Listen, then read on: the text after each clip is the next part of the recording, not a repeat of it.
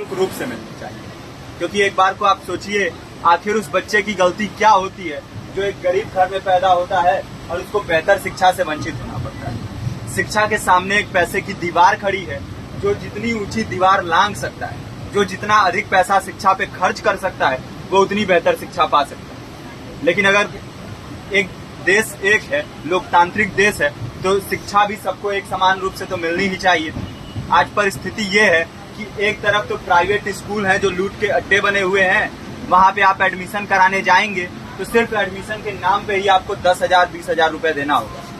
और कमीशन खोरी का ऐसा धंधा है कि कॉपी, किताब, टाई, बेल्ट, ड्रेस, जूता कहाँ से खरीदना है ये आप नहीं तय करेंगे वो प्राइवेट स्कूल वाले। यानी आम लोगों की मेहनत की आखिरी कौड़ी उनके जेब से वसूल लेना चाहते हैं।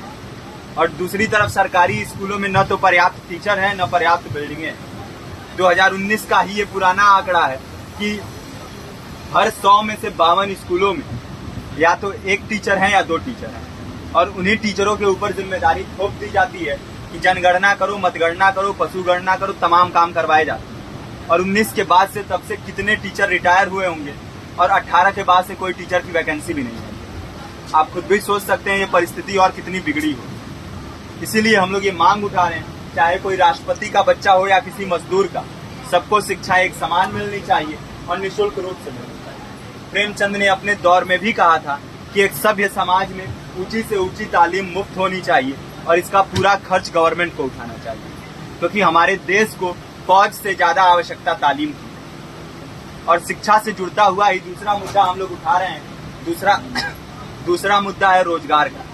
रोजगार की परिस्थिति ये है कि आज सरकारी सेक्टर हो या प्राइवेट, सब कुछ ठेका संविदा के हवाले किया जा रहा है। परमानेंट नौकरियां लगातार घटाई जा रही है। इसी रेलवे में 1995 के आसपास लगभग 18.5 लाख कर्मचारी काम करते थे, लेकिन आज उनकी संख्या 12 लाख थी। आप खुद भी सोच सकते हैं कितने बड़े पैमाने पे परमानेंट पदों को घटाया जा रहा है। और आज आलम ये है, एक तरफ लाखों पद खाली पड़े हैं, फिर भी कोई वैकेंसी नहीं निकलती। जो वैकेंसियां निकलती हैं उनमें भ्रष्टाचार होता है, पेपर लीक हो जाते हैं। RO, UP police, BPSC, SSC, CGL, ऐसे तमाम पेपर लीक हो चुके हैं, आप लोग भी जानते ही।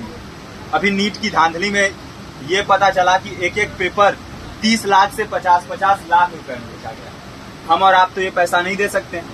पूरी की पूरी कारस्तानी सरकार, प्रशासन, शिक्षा माफियाओं की होती है। और भुगतता कौन है? आम घरों के लोग, जो लोग सालों साल तैयारी करते हैं, दिन भर में 10-10 घंटे, 12-12 घंटे पढ़ते हैं। और इतनी कड़ी मेहनत के बाद, सालों साल की मेहनत के बाद उनके हाथ लगती है तो सिर्फ हताशा, निराशा, अवसाद।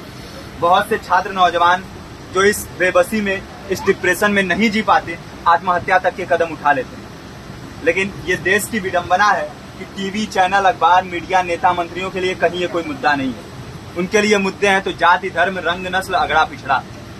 आज जब पूरी परिस्थिति इतनी भयावह है तो ये जरूरी है कि लोगों के बीच में जाया जाए, लोगों को संगठित किया जाए और एकजुट किया जाए। क्योंकि आज अगर अपने मुद्दों पर बोलेंगे नहीं तो कल को ये परिस्थिति और बिगड़ेगी। हो सकता है ले दे के अपनी जिंदगी तो हम लोग काट ले जाएंगे, लेकिन आने वाली पीढ़ियों को क्या भविष्य दे के जाएंगे, ये भी सोचने वाली बात है। हमारे साथी ने आपको पर्चा दिया है, पर्चा आप तक पहुंच गया है।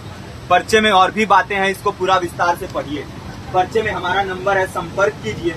फेसबुक का, इंस्टाग्राम का लिंक है, आप वहां पे जाएंगे तो आपको पता भी चलते रहेगा कि लगातार किन किन माध्यमों से हम इस अभियान को चला रहे हैं। नुक्कड़ नाटक, संगीत, शिक्षा सहायता मंडल, लाइब्रेरी, तमाम माध्यमों से इस अभियान को चला रहे हैं और कोशिश कर रहे हैं कि बड़े से बड़े पैमाने पर हर जगह पे लोगों को संगठित किया जाए और एकजुट किया जाए। आपके बीच भी आए हैं आपका साथ और सहयोग दें। साथ इस रूप में कि आप भी हमारे इस कारवां और इस मुहिम से जुड़िए।